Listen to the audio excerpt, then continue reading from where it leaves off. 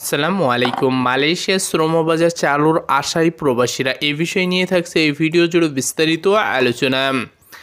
বাংলাদেশে অন্তর্বর্তীকালীন সরকারের প্রধান উপদেষ্টা ডক্টর মোহাম্মদ ইউনূসের সঙ্গে ফোনে কথা বলেছেন মালয়েশিয়ার প্রধানমন্ত্রী আনোয়ার ইব্রাহিম।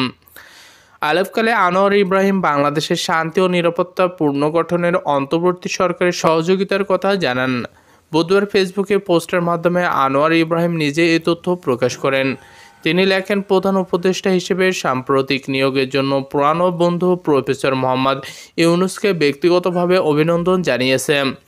তার সাথে মালয়েশিয়ার দীর্ঘদিন সুসম্পর্ক রয়েছে। তিনি বলেন, মালয়েশিয়া বাংলাদেশের শান্তি ও নিরাপত্তা পুনর্গঠন ও পুনঃস্থাপনের অন্তর্বর্তী সরকারের সাহায্য ও সমর্থন করতে প্রস্তুত রয়েছে।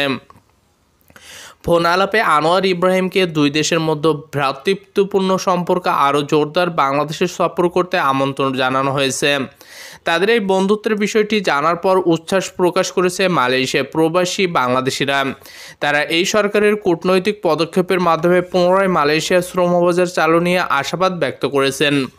সম্মানিত মালয়েশিয়া প্রবাসীগণ, যারা এখন বর্তমান মালয়েশিয়ায় অবস্থান করছেন অথবা মালয়েশিয়ায় যাবেন বলে বাংলাদেশ থেকে চিন্তাভাবনা করছেন, তাদের জন্য এই ফোন আলাপের মাধ্যমেই বোঝা যাচ্ছে যে অতি শীঘ্রই আপনাদের জন্য বিশাল বড় সুখবর আসতে চলেছে। আপনারা সবাই আল্লাহর কাছে দোয়া করুন যাতে আপনাদের মনের আশাগুলো পূর্ণ হয়।